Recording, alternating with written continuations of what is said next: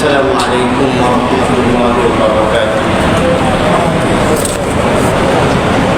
إن الحمد لله والصلاة والسلام على رسول الله أما بعد فأعوذ بالله من الشيطان الرجيم بسم الله الرحمن الرحيم. لا إكراه في الدين قد تبين الرشد من الغي فمن يكفر بالطاغوت ويؤمن بالله فقد استمسك بالعروة الوثقى لا انفصام لها والله سميع عليم. وقال رسول الله صلى الله عليه وسلم المسلم من سلم المسلمون من لسانه ويده رواه البخاري أو كما قال النبي عليه الصلاة والسلام. মুআজ্জাজ মুহতারাম সম্মানিত মুসল্লিয়ান কিরাম, মহান আল্লাহ তাআলার দরবারে লাখো কোটি শুকরিয়া আদায় করছি যে আল্লাহ সুবহানাহু ওয়া তাআলা আমাদেরকে জুমার নামাজ আদায় করার জন্য আল্লাহর ঘর মসজিদে আসার তৌফিক দান করেছেন। এই জন্য রব্বে কারীমের দরবারে শুকরিয়া আদায় করছি, সকলে করছি আলহামদুলিল্লাহ। লাখো কোটি দুরূদ ও সালাত ও সালাম পেশ করছি সর্বকালের সর্বযুগের সর্বশ্রেষ্ঠ মহামানব, মানবতার মুক্তির দিশারি সরকার দু আলম জনাবে মুহাম্মদুর রাসূলুল্লাহ সাল্লাল্লাহু আলাইহি ওয়াসাল্লামের উপর। মুহতারাম মুসল্লিয়ান কিরাম, আজকে আমি আপনাদের সম্মুখে সাম্প্রদায়িক সম্প্রীতি প্রতিষ্ঠায় ইসলাম ও মুহাম্মদ সাল্লাল্লাহু আলাইহি ওয়াসাল্লামের আদর্শ এই বিষয়ের উপর কোরআন সুন্নাহর আলোকে কিছু কথা পেশ করব ইনশাআল্লাহুল আজিজ। ইসলাম শান্তি এবং সম্প্রীতির ধর্ম। ইসলাম সহমর্মিতায় বিশ্বাসী, সহযোগিতায় বিশ্বাসী, ভ্রাতৃত্ববোধে বিশ্বাসী এবং সর্বোপরি ইসলাম হলো মানবতার ধর্ম। ইনসানিয়ত এবং মানবতা বলতে যা বোঝায়, ইসলামের প্রত্যেকটি কথার মধ্যে ইসলামের যে সংবিধান কোরআন আছে এবং হাদিসে রাসূল আছে, এর মধ্যে এই কথাগুলো পরিষ্কারভাবে তুলে ধরা হয়েছে।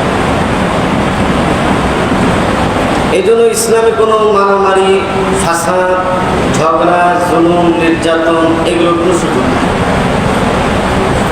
বরং ইসলাম সর্বক্ষেত্রেই আরেকজনকে প্রাধান্য দেওয়া, আরেকজনের মতামতকে যদি শরীয়ত বিরোধী না হয় সেটাকে প্রাধান্য দেওয়ার ব্যাপারেই ইসলাম তার জোরালো বক্তব্য পেশ করেছে। কোরআনে কারীমের সূরাতুল বাকারার যে আয়াত আমি তেলাওয়াত করেছি, সেই আয়াতের মধ্যে আল্লাহ সুবহানাহু ওয়া তাআলা বলেন লা ইকরাহা ফিদ্দীন, যে দ্বীনের ব্যাপারে, ইসলামের ব্যাপারে কোনো জবরদস্তি নেই। قد تبين الرشد من الغي, হেদায়েত পথভ্রষ্টতা থেকে, গোমরাহি থেকে পরিষ্কার হয়ে গেছে। فمن يكفر بالطاغوت ويؤمن بالله, সুতরাং যে তাগুতকে অস্বীকার করলো, শয়তানকে অস্বীকার করলো এবং আল্লাহ তাআলাকে বিশ্বাস করলো, আল্লাহ তাআলাকে মেনে নিল, ফাকাদ ইসতামসাকা বিল উরওয়াতিল উসকা, তাহলে সে মজবুত রশিকে ধারণ করল। এই আয়াতের মধ্যে আল্লাহ সুবহানাহু ওয়া তাআলা কথা পরিষ্কার করে দিয়েছেন যে ইসলামে কাউকে প্রবেশ করানোর ব্যাপারে, ইসলামে কাউকে দাখিল করানোর ব্যাপারে কোনো জবরদস্তি করা যাবে না। যে কোনো হিন্দুকে, খ্রিস্টানকে, বৌদ্ধকে, অন্য ধর্মগুলোকে জোর করে যে কালিমা পড়, না হলে কি জবাই করে দেবে, আছে না এরকম? রাসূল করিম সাল্লাল্লাহু আলাইহি ওয়াসাল্লামের জামানায় এরকম যে সমস্ত জিহাদ হয়েছে, যুদ্ধ হয়েছে, এই ক্ষেত্রে দেখা যায় যে একবার খালিদ বিন ওয়ালিদ রাদিয়াল্লাহু তাআলা যুদ্ধের ময়দানে গিয়েছেন, যে একজন কাফির পড়ছে লা ইলাহা ইল্লাল্লাহ মুহাম্মাদুর রাসূলুল্লাহ, যখন তার উপর হামলা করবে এই অবস্থাতে সে পড়ছে লা ইলাহা ইল্লাল্লাহ মুহাম্মাদুর রাসূলুল্লাহ। খালিদ রাদিয়াল্লাহু তাআলা দেখছেন যে লোকটা দেখা দেখি বা এমনিতেই নাম কেউ আসতে শুধু বাঁচার জন্য মুসলমান হয়েছে। স্বাধীনতার সময় এরকম হয়েছে যে হিন্দুদের বলছে যে তোমরা কালিমা পড়ো কিনা, তো বলছে যে লা ইলাহা ইল্লাল্লাহ মুহাম্মাদুর রাসূলুল্লাহ। নাসারা বলছে তখন বেঁচে গেছে। পাকিস্তানি বাহিনী বলছে যে ঠিক আছে, তো মুসলমান হ্যাঁ কিয়া হ্যাঁ মুসলমান হ্যাঁ বা ছেড়ে দিচ্ছে। এই হয়েছে। কিন্তু যারা চালাক ছিল তারা আবার মনে করে আর একটু নিচে নামছে। কি নামছে? আর একটু নিচে নামছে। রাসূলুল্লাহ সাল্লাল্লাহু আলাইহি ওয়াসাল্লাম তাকে জিজ্ঞেস করলেন, তুমি কেন তাকে কালিমা পড়ার পরেও তাকে হত্যা করলে কেন? বলছে, হুজুরে তো জান বাঁচানোর জন্য কালিমা পড়ছে। আশাকাফতা কলবাহু, তুমি কি তার অন্তরটাকে ছিঁড়ে দেখেছিলে যে সে দেখানোর জন্য মুসলমান হয়েছে? সে তো বাস্তবেও কি ইসলাম গ্রহণ করতে পারে। তোমাকে তো এই পাওয়ার দেওয়া হয়নি যে কালিমা পড়ছে আর তুমি তাকে হত্যা করে দিবে, এত সহজ না। কি কালিমা পড়েছে আর তুমি তাকে কি করে দিয়ে মেরে ফেললে? তুমি তো অন্যায় করেছো। কি করেছো? অন্যায় করেছো। তাহলে বোঝা যায় যে একজন লোক যদি জাহিরি ভাবেও সে প্রকাশ করে যে মুসলমান, হ্যাঁ, তাহলে তাকে কি করা যাবে না? হত্যা করা যাবে না। যদি অমুসলিম ইহুদি মনে করে লা ইলাহা ইল্লাল্লাহ, তাকেও কি কোরআনের এই আয়াত থেকে বোঝা যায় তাকেও হত্যা করা যাবে না। লা ইকরাহা ফিদ্দিন, ইসলামে কোনো জবরদস্তি নেই, বাড়াবাড়ি বা কাউকে জোর করে ধরে ইসলামে প্রবেশ করানো এটা শরীয়ত সম্মত নয়। আয়াতের একটা শানে নজরুল আছে। শানে নজরুল হলে তারা পরিষ্কার হয়। শানে নজরুল বলা হয় এই আয়াতটা কোন প্রেক্ষাপটে নাযিল হয়েছে। অনেক সময় হয়তো শুধু তর্জমা কোরআন করি, কোরআনের অনেকখানি শুধু তর্জমা করে, এটা সাধারণ মানুষের জন্য অনুচিত। শুধু তর্জমা করে অনেক সময় বিভ্রান্ত হতে পারে। যদি তার যদি ওস্তাদ না থাকে, কারো পরামর্শে যদি এর তর্জমা করা না পড়ে, তাহলে কি হতে পারে? বিভ্রান্ত হতে পারে। কিভাবে? সেটা তো বুঝবে না যে কি বলতেছে। অথচ এই জায়গায় একটা শানে নজরুল আছে, যে শানে নজরুল না জানার কারণে সে বুঝতে পারতেছে না যে এরকম কেন বলা হলো। এটা তো বুঝে আসতেছে। ঠিক তেমনিভাবে বুখারী শরীফও সবার জন্য না। বুখারী শরীফও কোনো ওস্তাদের অধীনে থেকে বুখারী শরীফের বাংলা পড়া হচ্ছে। কারণ এই বুখারী শরীফের মধ্যে সব মাযহাবের হাদিস আছে। কি আছে? সব মাযহাবের হাদিস আছে। আপনি একটা হাদিস বললেন তো মনে করলেন যে আমরা তো হাদিসে এটা পাইলাম বুখারীতে, কিন্তু দেখা যায় হুজুর তো আর একটা কথা, তাহলে তো এটা দেখা যাচ্ছে হুজুর তো ভুলের উপর আছে। এই ধারণা সৃষ্টি হতে পারে। হাদিসের কিতাব শুধু বুখারী নয়, হাদিসের কিতাব মুসনাদে আহমদও কি হাদিসের কিতাব। আরও বহু হাদিসের কিতাব আছে, খালি 6টাই কি হাদিসের কিতাব নয়, আরও হাদিসের কিতাব আছে। আপনি একটা দেখেই ফয়সালা দিয়ে দিলেন তাহলে হবে না। যে কোনো এক ব্যক্তির কথা শুনেও ফয়সালা দেওয়া যাবে না। একজন আপনার কাছে বিচার নিয়ে আসলো, বললো যে আমার তো এই করছে, মার দিচ্ছে। এখন আপনি শুনে এরকম মায়ের শুরু করে দিলেন। কি আপনার যাচাই করতে হবে আসলে মারছে কিনা, এই লোকটা আসলে কি মারছে কিনা। আমরা যাচাই বাছাই না করি, কোনো তথ্য তাতাব্বু তালাত এবং কোনো যাচাই বাছাই না করি বাস তাকে মেরে ফেললেন, তাকে তার বিচার করলেন, তাহলে শরীয়ত সম্মত হবে না। তো রাসূলুল্লাহ সাল্লাল্লাহু আলাইহি ওয়াসাল্লাম যখন এরকম মদিনাতে গেলেন, তো ইসলামের আবির্ভাবের পূর্বে মদিনার মুশরিক স্ত্রী লোকেরা যাদের সন্তান জীবিত থাকতো না, তারা এই বলে মান্যত করত যে যদি আমার সন্তান জীবিত থাকে, দুনিয়াতে আসার পর যদি বেঁচে থাকে, তাহলে আমি ইহুদি ধর্মের জন্য উৎসর্গ করব। ইহুদি ধর্মের জন্য কি উৎসর্গ করব। পরবর্তীতে যখন মদিনার যে মুশরিক সম্প্রদায় ইসলাম গ্রহণ করলো, ইসলাম গ্রহণ করার এখানে কোনো অলৌকিক প্রেক্ষাপট আছে। কীভাবে তারা ইসলাম গ্রহণ করলো? তারা ওই হজের মৌসুমে মক্কায় যেত, সেখানে যে বায়াতে আকাবা, যারা মিনায় গেছেন ওই জায়গায় কিছু জায়গা আছে, ওই জায়গায় চুক্তি হয়েছে কয়েকবার। আওস এবং খাজরাজ যে গোত্র ছিল দুইটা। পরবর্তীতে সর্বশেষ রসুলের সাথে হযরত আব্দুল্লাহ ইবনে আব্বাসের মধ্যস্থতায় একটা বায়াত হয়েছিল, চুক্তি হয়েছিল যে রাসূলুল্লাহ সাল্লাল্লাহু আলাইহি ওয়াসাল্লাম মদিনাতে যাবেন এবং তারা ভরপুর সহযোগিতা করবে। এই ভিত্তিতে রাসূলুল্লাহ সাল্লাল্লাহু আলাইহি ওয়াসাল্লাম মদিনাতে যান। যাওয়ার পরে মদিনার মুশরিক সম্প্রদায় ইসলাম গ্রহণ করল। তখন দেখা গেল যে সমস্ত বাচ্চারা মদিনার ইহুদিদের হাতে ছিল, রয়ে গেল, তখন তারা বললো যে এগুলোকে আমরা নিয়ে নিব, আমরা মুসলমান হয়ে গেছি, এই বাচ্চাগুলোকে এখন আমরা কি করবো, আমাদের অধীনে নিয়ে নিব।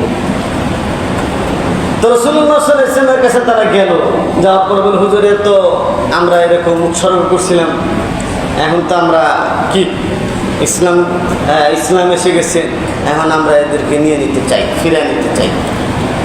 তখন আল্লাহ তাআলা বললেন যে লা ইকরাহা ফিদ্দীন, ইসলামে কোনো জবরদস্তি নেই। যারা ইহুদিদের হাতে চলে গেছে দুধ পান করানোর জন্য বা যে কোনো কারণে তাদের হাতে তোমরা দিয়েছো, সেগুলো যদি ইচ্ছাপূর্বক তোমাদের কাছে চলে আসে তাহলে ঠিক আছে, আর যদি না আসে যে তারা ইহুদি ধর্মে থাকতে চায় তারা থাকবে, এখানে কোনো কি কারণ ফাত্তাবাইয়ানা রুশদু মিনাল গাই, হেদায়েত এবং গোমরাহি মানে পথভ্রষ্টতা দুটো তো স্পষ্ট হয়ে গেছে।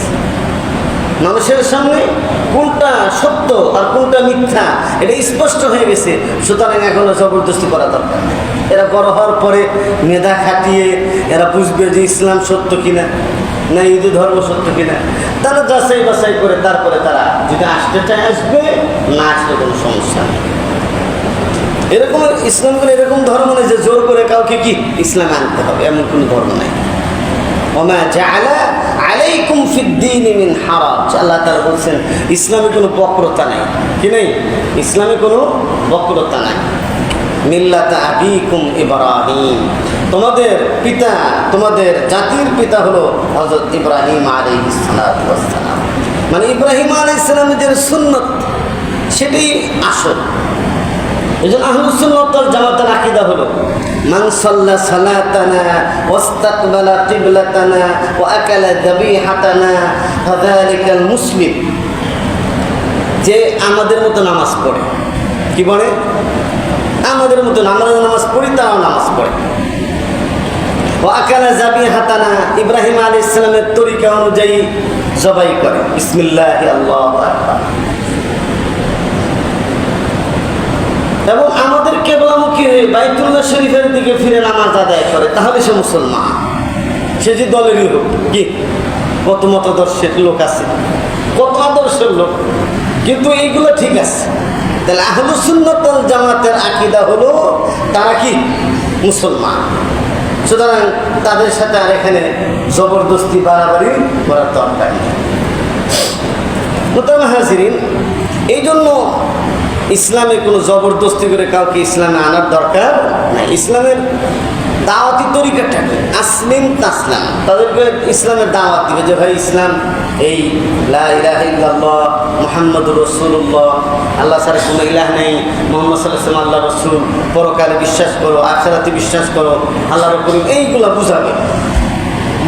যদি বোঝানোর পরে তারা মানে তাহলে তো ভালো, আর না মানলে তাদেরকে বলা হবে যে মুসলিম রাষ্ট্রে থাকতে হলে তোমাদেরকে কর দিয়ে থাকতে হবে, জিজিয়া দিয়ে থাকতে হবে। যদি জিজিয়া দিতে রাজি না হয় তখন তাদের সাথে কি যুদ্ধ, তাছাড়া কোনো যুদ্ধ নেই। হঠাৎ করে কারোর উপর আক্রমণ, এটাও ইসলাম কি বৈধ না। হঠাৎ করে আপনি একবার আক্রমণ করে বসলেন, এটাও করা যাবে না।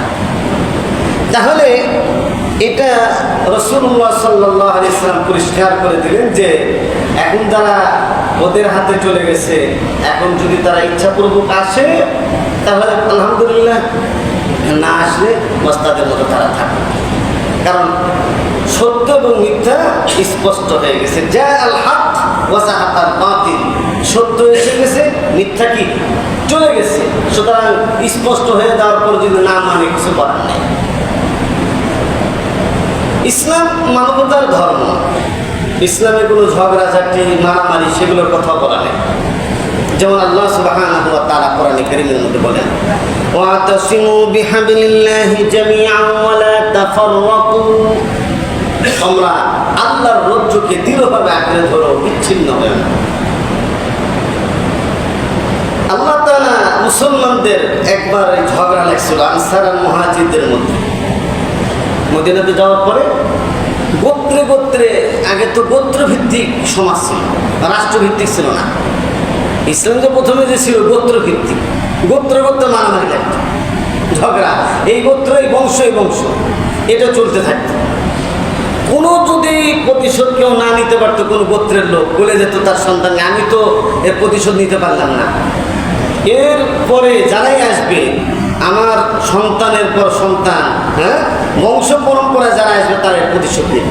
এই পর্যায়ে গেছে। আল্লাহ তাআলা বলছেন, ওয়াযকুরু ইয কুনতুম, তোমরা তো ছিলে আলা শাফা হুফরাতিন মিনান নার, তোমরা ছিলে জাহান্নামের তটে, জাহান্নামের কিনারা, সেখান থেকে আল্লাহ তাআলা তোমাদেরকে এই জায়গায় নিয়ে এসেছেন। সুতরাং তোমরা এখন ভাই ভাই, কি ঝগড়া করার দরকার নেই, কি ঝগড়া করার দরকার নেই। মানে আমাদের দেশের কালচারটা এমন হয়ে গেছে যে পট পরিবর্তন হলেই একদল আর একদলের উপর যায় কি হামলা করে বসে, মানে সে তো ভাই প্রতিবেশী।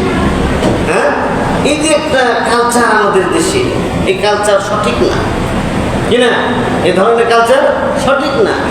বরং যদি কোনো সমস্যা হয় তাহলে আইনের আশ্রয় নেবে, সে কি নেবে? আইনের আশ্রয় নেবে। কি করবে? মাফ করে দিবে। কিন্তু কেউ যদি জুলুম করে থাকে তাহলে তার শাস্তি সে পাবে, দুনিয়াতে পাবে, না হলে আখিরাতে পাবে। এটা আল্লাহর বলা আছে। আপনি আল্লাহর উপর ছেড়ে দেন, কি না? আল্লাহর উপর ছেড়ে দেন, দেখবেন আল্লাহ এমন বিচার করবে যে বিচারের কি চিন্তাই করা যাবে না, চিন্তা ছাড়া। এই জন্য আল্লাহ তাআলা বলছেন যে তোমরা মিল মোহাব্বতের সাথে থাকা, মুসলমান তোমরা বিচ্ছিন্ন হয়েও না। মুসলমান কে? প্রকৃত মুসলমান কে? আমরা তো কতজন কত ধরনের, আমি প্রকৃত মুসলমান, প্রত্যেক দলের লোকেরাই মনে করে আমরা সেরা মুসলমান, ঠিক কিনা বলেন? হ্যাঁ, আওয়ামী লীগের লোকেরা মনে করে যে আমরা সেরা মুসলমান, হ্যাঁ, জামাত ইসলামের লোকেরা মনে করে যে আমরা সেরা মুসলমান, তারও যারা আছে দলগুলো আছে, হ্যাঁ, তারা মনে করে কি আমরা মুসলমান। প্রত্যেকেই মনে করে যে আমরা সেরা মুসলমান, কারণ আমরা যে আদর্শ লালন করি এর মতো ভালো আদর্শ কি আর নাই। এটা আল্লাহই বলছেন কোরআনের মধ্যে, কুল্লু হিজবিন বিমা লাদাইহিম ফারিহুন, ওই যে প্রত্যেক দল তাদের যে নীতি নির্ধারণী, তাদের যে বিষয়গুলো আছে এটা নিয়ে খুশি করি, আমরা খুব ভালো মুসলমান। কিন্তু মুসলমান কে এটা আমি খালি বললে চলবে না, ইসলাম বলতে হবে, কোরআন হাদিসে বলতে হবে যে আমি প্রকৃত মুসলমান কিনা। আল্লাহ রাসূল সাল্লাল্লাহু আলাইহি সাল্লাম বলছেন, আল মুসলিমু মান সালিমাল মুসলিমুনা মিন লিসানিহি ওয়া ইয়াদিহি, প্রকৃত মুসলমান হলো ওই ব্যক্তি যার হাত এবং যার জবান থেকে অন্য মুসলমান নিরাপদ থাকে। জবানের দ্বারা কষ্ট দেওয়া যাবে না, যা ইচ্ছা তাই গালাগালি করবে, এটা করতে পারবেন না। তাহলে প্রকৃত মুসলমান করলেন, আপনার দল ক্ষমতায় আছে, করছেন, তা আপনি গুনাহগার হলেন, কি হলেন? আপনি প্রকৃত মুসলমান হলেন, নামেই হইলেন আর কি, কাজে না, কি না? নামে হয়েছেন, কাজে না। হাতের দ্বারা, বল প্রয়োগের দ্বারা কি করলেন? আপনি কষ্ট দিলেন, মনে করলেন যে আমরা ক্ষমতা নিয়ে আর একজন আসছে, লাগাই দিয়ে মারামারি, কারেন্ট বিদ্যুৎ বন্ধ করে দেয়, হ্যাঁ, ডাকাতি শুরু করে দেয়া, রাহাজানি শুরু করে দেয়, যেন কি মানে মানুষের মধ্যে এই বুঝ তৈরি হয় যে না আগেরটাই তো ভালো ছিল, এখন তো খারাপ দেখা যায়। এরকমও কিন্তু চিন্তা ভাবনা মানুষের মধ্যে চলে, যে পরিবেশ নষ্ট করার জন্য। এটা এই চিন্তাধারাটাও সঠিক নয়, এই চিন্তাধারাও কিনা ইসলামের খেলাফ। আপনি প্রকৃত মুসলমান না, আপনি অন্ধ দলবাজিতে ব্যস্ত, অন্ধ দলবাজি করতেছেন, যে কিভাবে কি করা যায়, বিতর্কিত করা যায়, সেই ব্যবস্থার মধ্যে আপনি জড়িত। মানবতা বিরোধী কাজে আপনি জড়িত, এই ধরনের কাজ যদি কেউ করে থাকে, কারণ সামান্য স্বার্থের জন্য পুরা জাতিকে বিপদগামী করছেন, এটা কখন আল্লাহ বরদাস্ত করবেন না। এই জন্য রাসূলুল্লাহ সাল্লাল্লাহু আলাইহি ওয়াসাল্লাম যে জবান আর হাত থেকে নিরাপদ থাকবে সে প্রকৃত মুসলমান। রাসূলকে জিজ্ঞেস করা হয়েছিল আইয়ুল ইসলামি আফদল, ওগো নবী, বুখারীর হাদিস, সর্বশ্রেষ্ঠ মুসলিমকে, ইসলামের সর্বশ্রেষ্ঠ আমল কোনটা? তো রাসূল বললেন মান সালিমাল মুসলিমুনা মিন লিসানিহি ওয়া ইয়াদিহি, যে যার হাত থেকে এবং যার জবান থেকে অন্য মুসলমান নিরাপদ থাকে সে শ্রেষ্ঠ মুসলিম। সে কি শ্রেষ্ঠ? এই জন্য বিজয় উদযাপন করতে গিয়ে, হ্যাঁ, এতদিন আপনি ছিলেন মজলুম, পরে বিজয় উদযাপন করতে গিয়ে আপনি এমন কাজ করলেন, জানাও করাও করলেন, আপনি জানেন হয়ে গেলেন, লাভ হলো কি? এটা তো ইসলামের বিজয় উদযাপনের কোনো তরিকা না। ইসলামের উদযাপনের তরিকাটা কি? রাসূলুল্লাহ সাল্লাল্লাহু আলাইহি ওয়াসাল্লামকে দেখতে হবে যে রাসূল মক্কা বিজয়ের কত মার খাইছেন, কত সাহাবী জীবন হারাইছে, হ্যাঁ, নিজের বাড়িতে থাকতে পারেন নাই, মাতৃভূমি ত্যাগ করতে হয়েছে, হ্যাঁ। একজন সাহাবী আব্দুল্লাহ রাদিয়াল্লাহু তাআলা লুঙ্গি নিয়ে মদিনাতে যেতে পারেন না, তার চাচা বলছে লুঙ্গি করে যেতে হবে। লজ্জাস্থান ঢাকার মতো কাপড় ছিল না, তার মায়ের কাছ থেকে কাপড় নিয়ে মদিনাতে গেছেন। পরে রাসূলুল্লাহ সাল্লাল্লাহু আলাইহি ওয়াসাল্লাম দেখে তো মাথা নিচু করে ফেলছেন, আর একটা চাদর দিচ্ছেন, ওই আব্দুল্লাহ রাদিয়াল্লাহু তাআলা তার সতর ঢাকছেন। যাদের সন্তান, যাদের পিতা মাতা, যাদের ভাই বোন অন্যায়ভাবে হত্যা করা হয়েছে, কিন্তু যেদিন মক্কা বিজয় হচ্ছিল সেদিন রাসূলুল্লাহ সাল্লাল্লাহু আলাইহি ওয়াসাল্লাম কোনো অহংকারী, দাম্ভিক, হ্যাঁ, এরকম জালিম বলেন নাই। রাসূলের যে উটের উপর বা গাধার উপর সওয়ার ছিলেন, সিরাতের কিতাব, ইতিহাসের কিতাব করেন, রাসূলের মাথা নত ছিল, নিচু করে গেছে, যেন মানুষ মনে করে না মুহাম্মদ বিনয়ী, হ্যাঁ। এবং বলছেন যে আজকে তোমাদেরকে সাধারণ ক্ষমা ঘোষণা করা হবে, কারোর উপর কোনো অন্যায়ভাবে গুনিয়া করা হবে। আমাদেরকে মারছো দিকে তোমাদেরকে মার দিব, এ কথা মনে করার কোনো সুযোগ নেই। তোমাদের কয়েকটা অফার, বাইতুল্লাহর হেরেম শরীফের মধ্যে প্রবেশ করলে তাকে মারা হবে না, দরজা লাগাই দিলে মারা হবে না, কেউ অস্ত্র ফেলে দিলে মারা হবে না। আবার একটা তরিকা আছে না, হাত উঠে, আর সেনাবাহিনীর কাছে, পুলিশের কাছে একটা নিয়ম আছে, এটা তো আমাদের দেশে অনেকে মানে না, না মানার কারণে তো বহুত ঝামেলা হয়েছে, ঠিক কিনা? হাত উঠে দেয় যে সারেন্ডার করছে, বা শেষ। এটা আন্তর্জাতিক নিয়ম, সারেন্ডার করলে ওকে গুলি করা যাবে না। কোনো মুসলমান যদি কোনো অমুসলিমকে, কোনো মুজাহিদ যদি আরেকজন অমুসলিমকে যদি নিরাপত্তা দেয়, তাহলে এরাও ওকে মারতে পারবে না। এটা ইসলামের নিয়ম। আমি মনে করেন একজনকে নিরাপত্তা দিলাম যে মারতে পারবেন না, এটা আমার আশ্রয় আছে।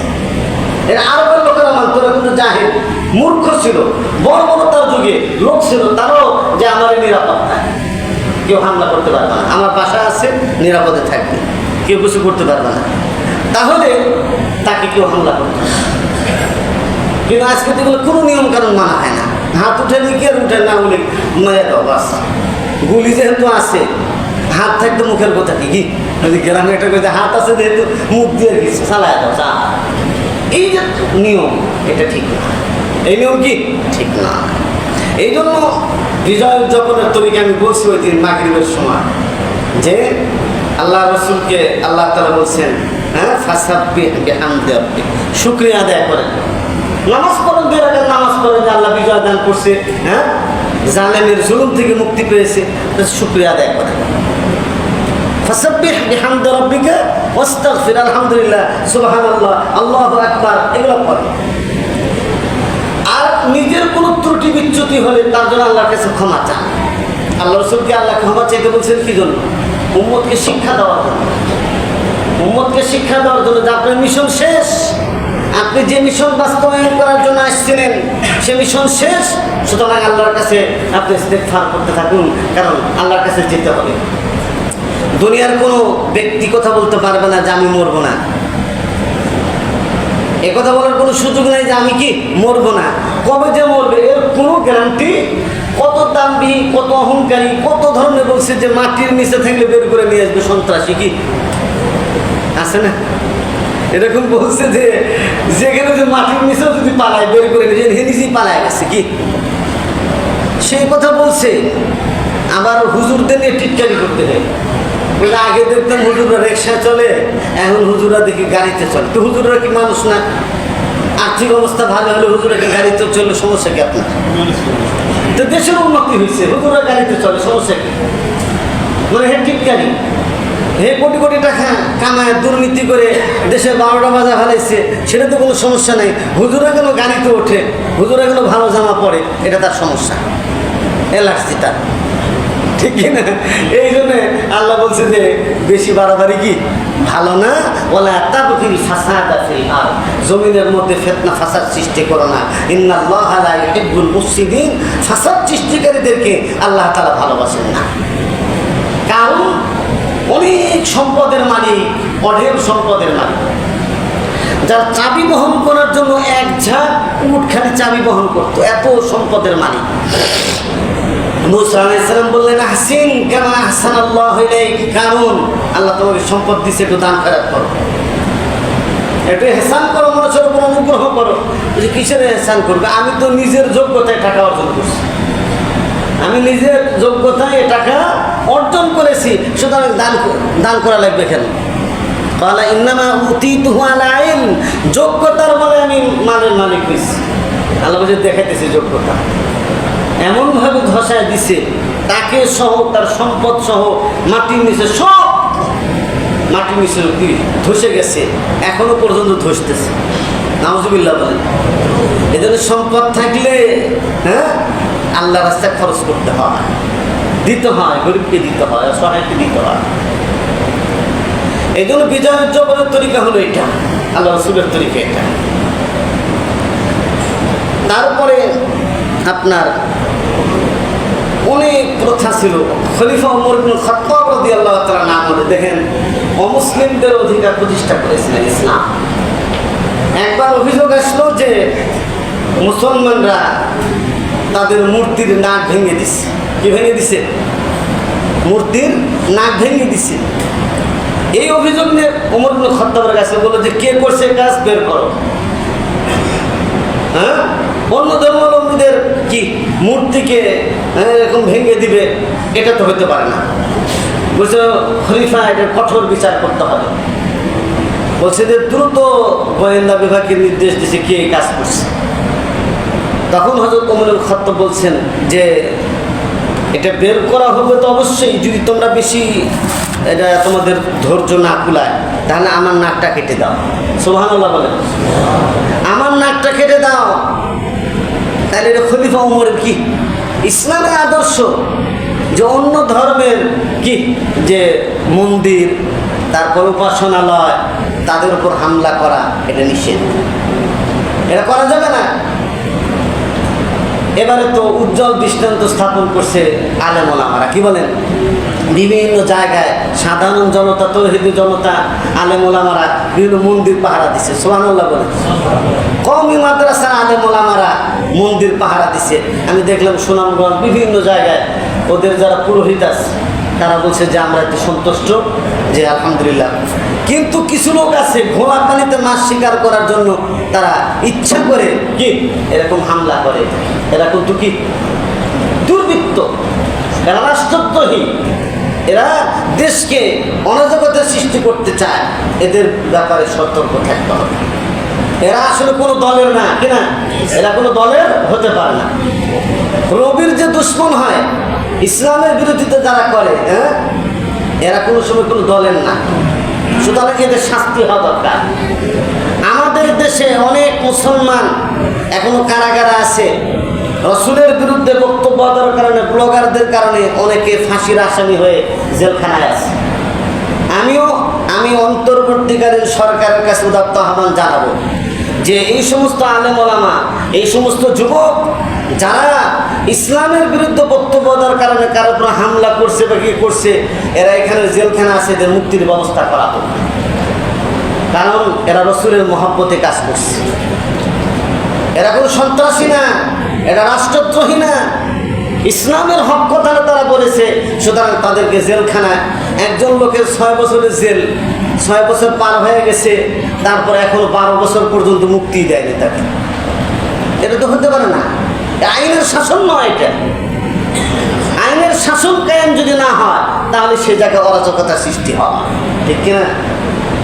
এই জন্য সবার জন্য সমান অধিকার, সমান বিচার হবে। কি হবে? সবার জন্য সমান বিচার। রাষ্ট্রপতি হয়েছে, রাষ্ট্রপতির ছেলে দিকে বেঁচে যাবে, এমপি মন্ত্রীর ছেলে হয়েছে বেঁচে যাবে, উপদেষ্টার ছেলে হয়েছে দিকে বেঁচে যাবে। বিষয়টা এরকম না। সবার জন্য সমান অধিকার যদি প্রতিষ্ঠা করা যায় তাহলে সমাজে শৃঙ্খলা ফিরে আসে। কারণ ইসলাম আল্লাহ তাআলা কোরআনের মধ্যে বলছেন ইন্না দীনা ইনদাল্লাহিল ইসলাম, আল্লাহর নিকট মনোনীত ধর্ম হলো ইসলাম। ইসলামের মধ্যে কোনো বক্রতা নাই, বাড়াবাড়ি নেই, ছানাছাড়িও নেই। মানবতার ধর্ম হলো ইসলাম। জিহাদের ময়দানে যুদ্ধের মধ্যে পানি দরকার, পানি নিয়ে ঘুরতেছে, পানি বিতরণ করে। এটা তো অনেক বড় সওয়াবের কাজ। দেখেন এই যেবারে একটা ছাত্র মুগ্ধ নামে, এই ছাত্র কি করেছে, পানি দিছে, এই পানি বিতরণ করতেছে, একে গুলি করে মেরে ফেলেছে। এটা তো কোনো কি হলো না, পানি দিতেছে, এটা সহযোগিতা করতেছে। ইসরায়েলে যে কাজটা করছে, ইসরায়েলে কি করে, যে লোকটা ফিলিস্তিনের মুসলমানদেরকে রুটি দেয়, এদিক দিয়ে রাস্তা দিয়ে ইয়ে করে, এদেরকে পর্যন্ত মেরে ফেলে, খাদ্য আসতে দেয় না। হ্যাঁ, যে সমস্ত জায়গায় আশ্রয় নিচ্ছে ওই জায়গায় খাদ্য দুটো মেরে ফেলে। এটা কিসের মানবতা? তো এই যে মানলো, এটার কিন্তু একটা অ্যাকশন আছে। কি আছে? অ্যাকশন আছে। তো এই জন্য ইসলাম মানবতার ধর্ম। তো ইয়ার মুখের যদি পানি পানি করে সব চিৎকার করতেছে, যে একজনের কাছে পানি নিয়ে গেছে যে ভাই খান, আরেকজন বলতেছে যে ভাই পানি, আমি মরে গেলাম। তো বলতেছে আমার দরকার কম, ওকে নিয়ে যা, দাও। ওর কাছে গেছে, আবার এর পাশ থেকে আরেকজন চিৎকার দিচ্ছে, পানি, যান বাঁচতেছে না, বলছে আমার থেকে এর দরকার, এর কাছে গেছে। এরপরে যখন ও বলছেন না কাছে, এই করতে করতে তিনজনই শহীদ হয়ে গেছে। সুবহানাল্লাহ। তাহলে মানবতার ধর্ম হলো ইসলাম। এই জন্য রাসূলুল্লাহ সাল্লাল্লাহু আলাইহি ওয়াসাল্লাম বলছেন, ওই ব্যক্তি প্রকৃত মুসলমান হতে পারে না শুধু নামাজ কালাম পড়ে, জুব্বা পরে, তাহাজ্জুদ পড়ে, তার প্রতিবেশী অভুক্ত থাকে, তার প্রতিবেশী তার জুলুম থেকে বাঁচে না, ও কোনদিন প্রকৃত মুসলমান হতে পারে না। নামে মুসলমান, তাহলে জুব্বা বললে মুসলমান হয় না। কি হয় না? জুব্বার দাঁড়িয়ে রেখে কি হয় না? মুসলমান তো হিন্দুরাও দেখলাম দাঁড়িয়ে আছে। একদিন আমি তো চা খেতে বসছি, আমি তো একটু হুজুর টাইপের বোঝেন, কথাবার্তা কীরকম বলি তারপরে বসে নিই, চেষ্টা করি কথা বলার জন্য। তা আমি বিভিন্ন কথাবার্তা বলতেছি, পরে বলে হুজুর আমি হিন্দু।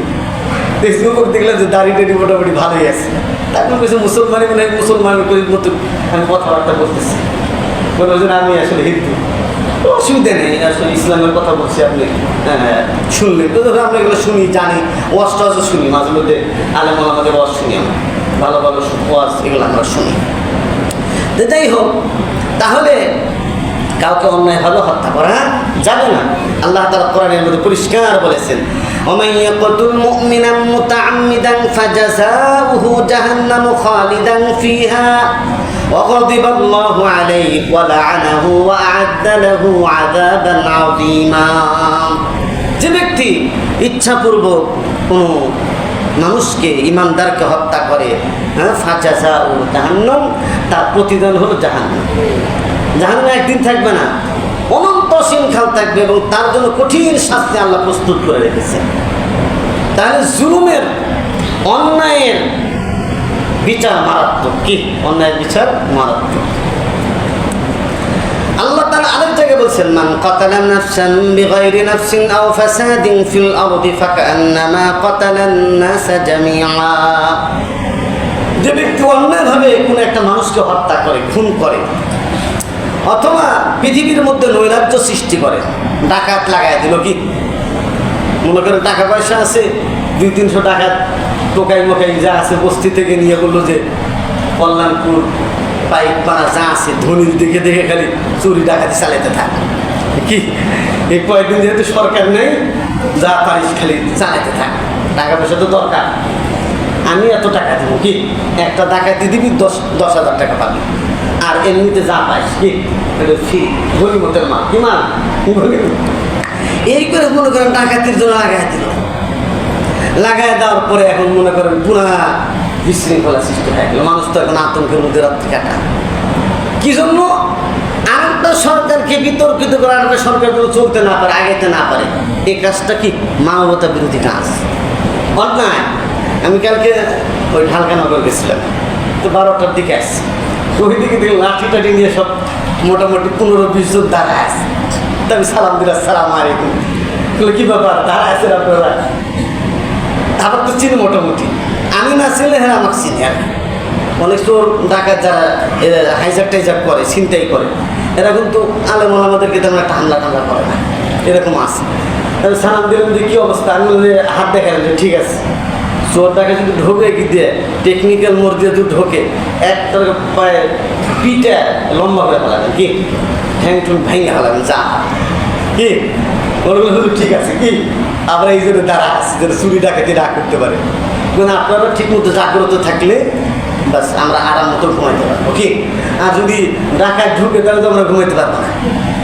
এই জন্য রাসূলুল্লাহ সাল্লাল্লাহু আলাইহি ওয়াসাল্লাম এক হাদিসের মধ্যে বলছেন, মান তাহাবা নুহবাতান ফালাইসা মিন্না, যে ছিনতাই করে ডাকাতি করে সে আমার উম্মতের অন্তর্ভুক্ত নয়। এখন দেখেন কি করবেন, আপনি নিজে ছিনতাই করেন না, ছিনতাই লাগাই দিচ্ছেন আপনি, কি আপনিও রাসূলের উম্মত না। রাসূলের উম্মত হলে আপনি কাজ করতে পারেন। আমি বলতেছিলাম কোরআনের আয়াত সূরা মায়েদার মধ্যে আছে, একটা মানুষকে অন্যায়ভাবে হত্যা করলো অথবা ফাসাদ সৃষ্টি করলো, আল্লাহ বলছে ফাকান্নামা কাতালান নাসা জামিআ, সে পুরো জাতিকে হত্যা করলো, সব মানুষকে হত্যা করলো। এটা কেমনে, এটা কেমনে? এটা এইভাবে একটা খুন থেকেই হাজার হাজার খুনের সৃষ্টি হয়, ঠিক কিনা? একটা আপনি অন্যায়ভাবে খুন করলেন, এটার থেকে জের, এর জেরগুলো চলতে থাকে। যখন ছাত্রদের ওপর নির্বিচারে গুলি চালাইছে তখন ছাত্ররা, আমি এদের মানে চেহারার দিকে তাকিয়েছি যে কঠোর অবস্থানে, কি জীবন দিয়ে দিবে যা, তারপরে এরা বিশ্বের থেকে কি সরবে না, এই ধরনের অবস্থা তাদের। সরকারও কঠোর অবস্থানে যে ডু অ্যান্ড ডাই, যা। কিন্তু কি যখন প্রাণ দেওয়ার জন্য প্রস্তুত হয়ে গেছে তখন আর বন্দুকের নল দিয়ে তাদেরকে আটকাতে পারে না। কি আটকাতে? কারণ একটা মানুষকে অন্যায়ভাবে খুন করলো, হ্যাঁ, আবু সাইদকে। এই এক আবু সাইদের পক্ষে আওয়ামী লীগের লোকেরাও কথা বসে দেখছি টকশোর মধ্যে, যারা টকশো করে আওয়ামী লীগপন্থী যারা বুদ্ধিজীবী আছে তারা এর পক্ষে বুঝছি যে এটা গুলি করা দরকার ছিল, এর পায়ে মারলেই তো চলত, মারা তো দরকার, একটু ঠ্যাং ভেঙে দিত, সমস্যা কিছু, যাতে বাইসে থাকতে পারতো, কি পরবর্তীতে কাজ করতে পারতো। কিন্তু মেরে ফেললো, এটাকে কেউ পছন্দ করে না। এই যে একটা জের শুরু হলো, এর থেকে কিন্তু হাজার মানুষকে কি এখান থেকে খুন দিচ্ছে, যে পক্ষেই হোক। পুলিশের ভাইয়েরাও অনেকে অন্যায়ভাবে কি হয়েছে এরকম নির্যাতিত হয়েছে, এটাও কাম্য না। আবার ছাত্রদেরকে যে নির্বিচারে গুলি করা হয়েছে, এটাও কি না, হ্যাঁ, ঠিক হয়নি। এই সবগুলোই অন্যায়ভাবে যেগুলো হত্যাকাণ্ড হয়েছে, এগুলোর তদন্ত হওয়া দরকার, এগুলোর বিচার হওয়া দরকার। বিচার যদি না হয় কি হবে জানেন, এর পরবর্তী আর বাড়বে। এটা যদি বিচার না হয়, যে কোনো অন্যায়ের বিচার যদি না হয়, এটার কিন্তু জের আরো বাড়তে থাকে। হ্যাঁ, আল্লাহ তাআলা আমাদের বোঝার তৌফিক দান করুন। এই জন্য রাসূলুল্লাহ সাল্লাল্লাহু আলাইহি ওয়াসাল্লাম, আলা লা তাজলিমু, এই উম্মতেরা শোনো, তোমরা জুলুম করবে না, সাবধান, কারোর উপর যেন অন্যায় জুলুম না হয়। আলা লা ইয়াহিল্লু মাল ইমরিইন মুসলিমিন ইল্লা বিতিবি নাফসি, সাবধান, কোনো মানুষের মাল, হ্যাঁ, অন্যায়ভাবে তার সন্তুষ্টি ছাড়া খাওয়া যাবে না, ভোগ করতে পারবে না।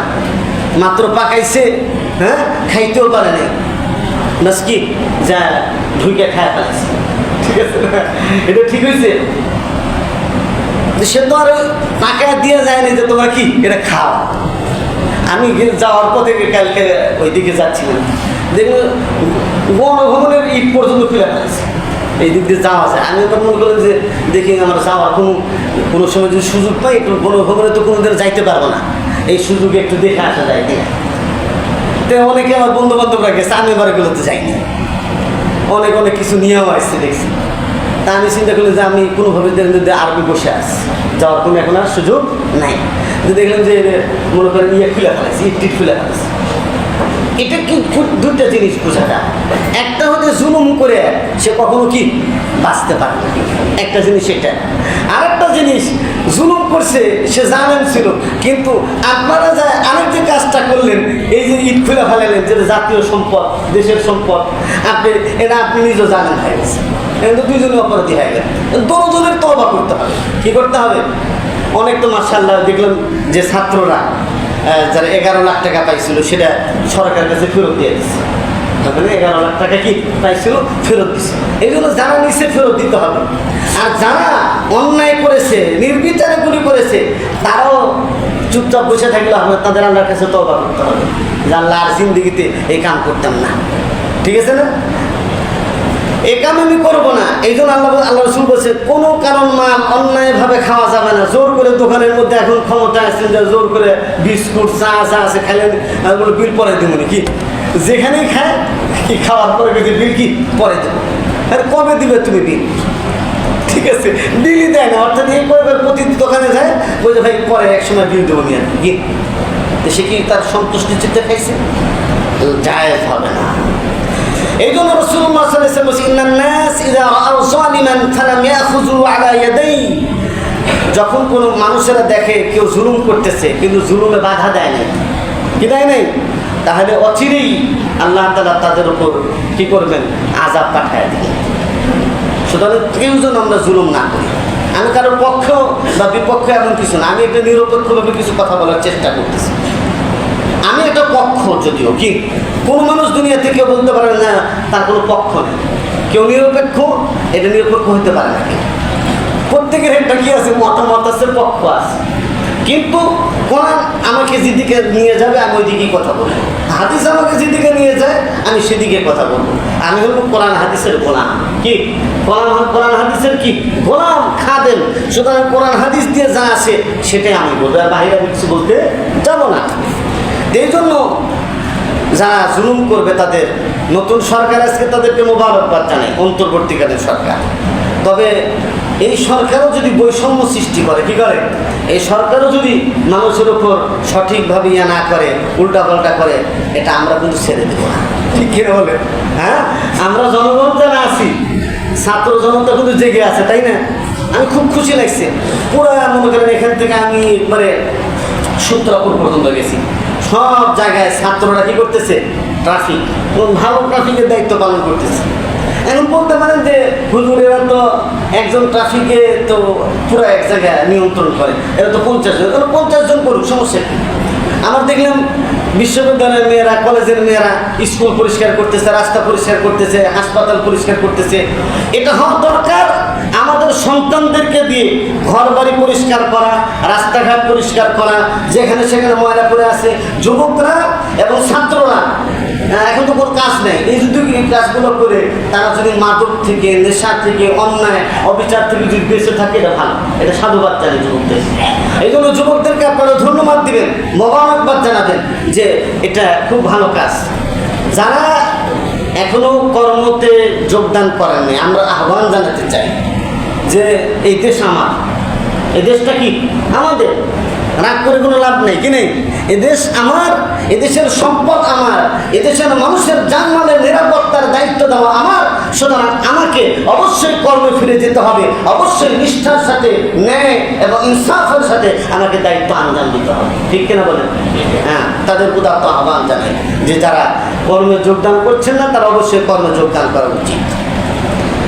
আল্লাহ তাআলা কোরআনে একটা বলে আমি শেষ করে দিব, ফাযকুরু আলা আল্লাহ ওয়া লা তা'সাউ ফিল আরদি মুফসিদিন। আল্লাহ তাআলা সূরাতুল আরাফের ৭৪ নম্বর আয়াতে বলেন যে তোমরা আল্লাহর নিয়ামত, আল্লাহর নিদর্শনের কথা স্মরণ করো, তোমরা জমিনের মধ্যে ফাসাদ সৃষ্টি করো না, তোমরা সবাই শান্তভাবে ভাই ভাই হয়ে তোমরা চলো। আলহামদুলিল্লাহ আমাদের ডি টাইপ কলোনি এই জায়গাটা আমি দেখলাম যে আমরা এখানে খুব মহব্বতের সাথে আমরা সকলে আসি, একটু একটু যেটা সেটা ঠিক আছে। হ্যাঁ, তারপরে বিভিন্ন জায়গায় মনে করেন যেগুলা অন্যায়ভাবে কিছু জিনিস হয়েছে, সে ভাঙ্গাভাঙ্গি যেটা হয়েছে, শরীয়তটা যেটা গ্রহণযোগ্য না, সেটা যদি হয় সেভাবে আসলে ব্যথা থাকা উচিত না, কিনা ব্যথা থাকা উচিত না, বরং যেটা শরীয়ত সম্মত সেটার ব্যাপারে সমর্থন দেওয়া চাই। কি চাই? সমর্থন দেওয়া চাই। আল্লাহ তাআলা আমাদের শরীয়ত বুঝে সেই মোতাবেক আমল করার তৌফিক দান করুন। আমিন। ওয়া আখিরু দাওয়ানা আলহামদুলিল্লাহি রাব্বিল আলামিন। আমরা যারা ক্বাবলাল জুমআ যারা